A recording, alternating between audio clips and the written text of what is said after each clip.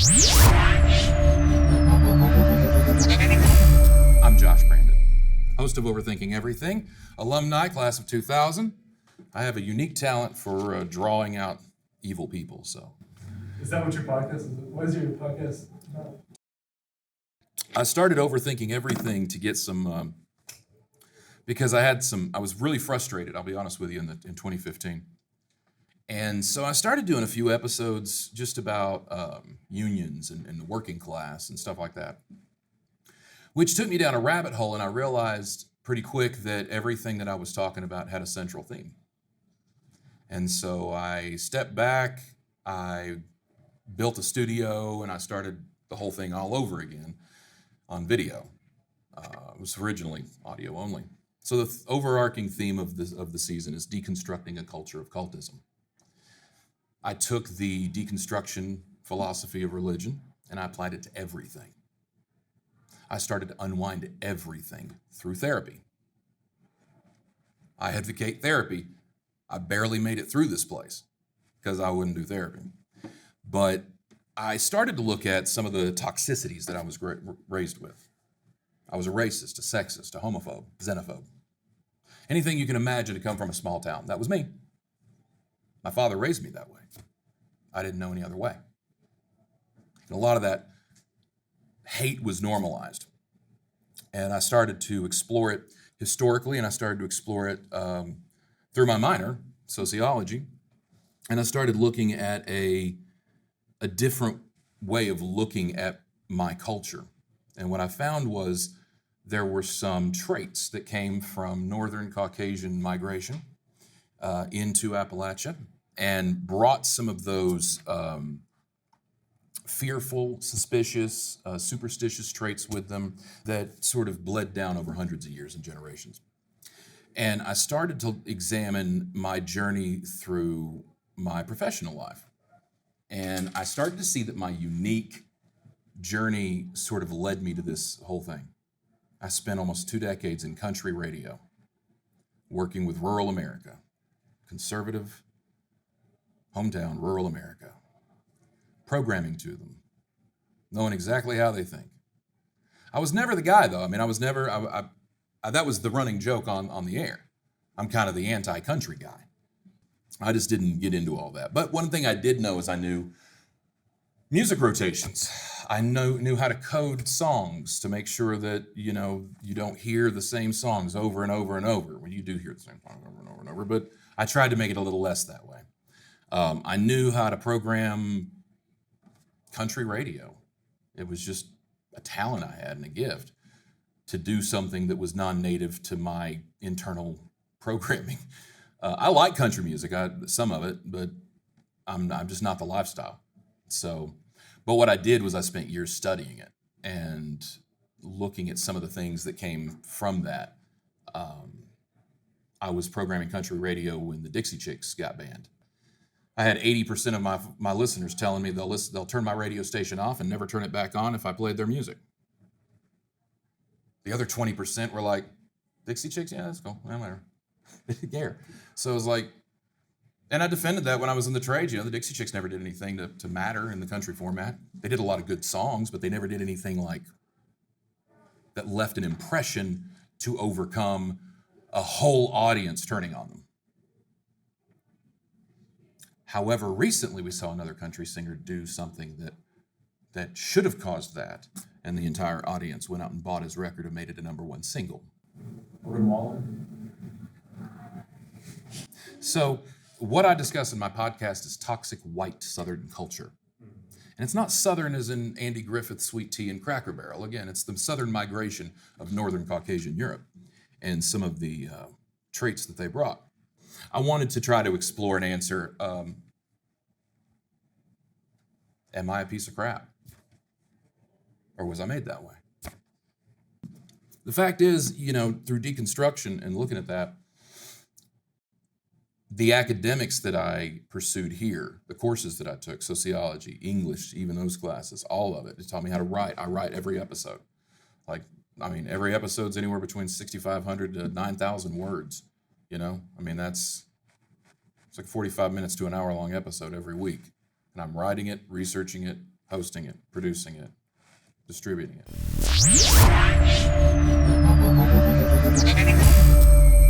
For us to go through this world, we get cynical, we get angry, it's easy to get. It's a lot of bad stuff all the time. So it's easy to get into a place where you're just as judgmental as the people you don't want to be. And so it's an opportunity to try to recalibrate your mindset back to a compassionate mindset. Like I was talking about with my dad, you know. My dad was a unique animal. You know, he lost his eye at 14, his right eye. So when I started to look back and ask myself, you know, how did I not end up falling prey to my hometown and a lot of that mindset? Here, ETSU, mostly. But my dad lost his eye, so he didn't get to play contact sports. That took me out of football. That took me out of high school football in the South. I wasn't a part of that clique. I moved around too much too because my dad was a vagabond, journeyman, whatever he could find at the time. There was no time for teams, so I lost that opportunity to build that kinship on a high school football team in the rural South like many people do. My dad didn't have an eye, so that also took him out of military service. That made me 2 generations removed from service.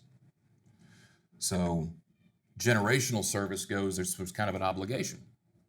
And if somebody doesn't fulfill that obligation like Dad did, there's some shame, right? There's some probably familial conflict unless the parent's like, no, I don't want you to go. With my dad, there was no choice. So my dad just lived a different life, and when he came to impress that upon me, he didn't impress military as much. His existence wasn't in it, so he didn't want me to go in it. So what I discovered out of that was that's 2 cults I missed out on. High school athletics and military. Not being disrespectful, but when we look at cultism, as it's defined in episode 1, there are a lot of cultisms that we fall prey to. From shoe brands, computer and phone brands. I mean, you know, brand loyalty to religions, to ideas. It's not just some weird, you know, church building that, you know, has snakes in boxes. That's not, you know, flying off to other countries to drink Kool-Aid. Those are extreme examples.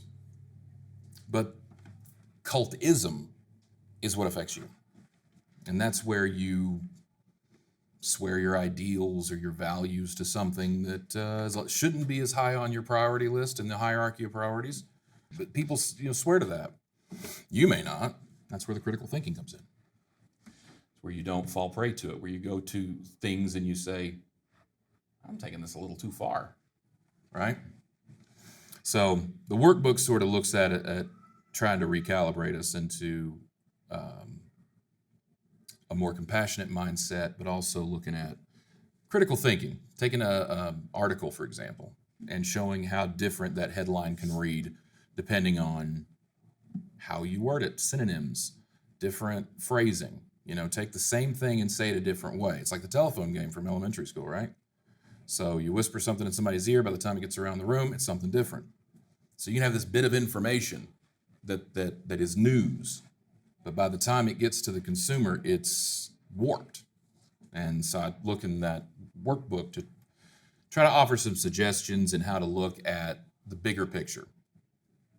So that's sort of a sub-theme, bigger picture first thinking. Instead of having to step in and see the bigger picture and find out how it relates to you, step back, see the bigger picture first. Train your brain how to see the bigger picture first and how it affects everybody. Then step in and see how it affects you. I wish I would have known that 25 years ago. But I've struggled with it because I came from it and I've been immersed in it. I've tried to escape it for so long that what you're talking about. And I found myself constantly going back and constantly being drawn back to those horrible places that I tried so hard to get out of.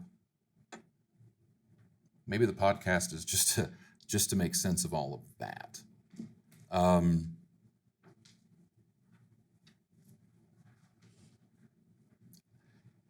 I stand toe to toe with some of the most evil people in this area. And it's hard because, a Nazi's a Nazi.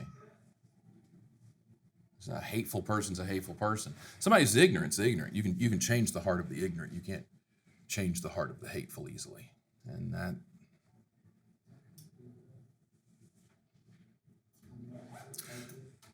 I think a lot of people talk about unity, and they talk about trying to find middle ground, and they try to talk about meeting in the middle, and I am not that man. I'm not that person. I mean, what Overthinking Everything really, at the core is trying to explain that. How the hell do we stand toe-to-toe with people who fill in the blank every time? It blows my mind. And I've got to have an answer for that. Now, my particular talent, if you follow me on social media, is to say the most horrible things. The thing that you won't say, thing you probably think, or maybe you haven't even considered, I'm the one saying it. Oh, good, all cameras are off. I've been studying these people for years, since I was in sociology here. I got addicted to sociology, and I had to study more. And so I started studying their patterns and their hate speech and the way that they talk about others and the way that they denigrate and generalize. And so I started crafting my language exactly the same way. I took everything that they taught me, all of the vitriol, all of the hatred, and all of the venom, and I packaged it in a different way, and I direct it right back at them. In a way I don't encourage other people to do. I really don't, because it takes a lot. But what happens is they don't get it. They don't see it. They don't see that I'm talking to them the exact same way that they talk to other people. I'm talking about them the exact same way they talk about other people. You know what else is fascinating? My own side doesn't either. We'll excuse the horrible behavior so long as it agrees with us. I am the horrible behavior. Now, if you want to go for popularity, you can, but that's a hard road to hoe. Go for authenticity. It's a lot more fun. And be careful. There's plenty of room out there for people who want to tell the truth. There's plenty of room out there for people who want to have responsibility for what they do. There's too many people out there that don't. So whatever you take from here, take that responsibility with you. And listen to Overthinking Everything.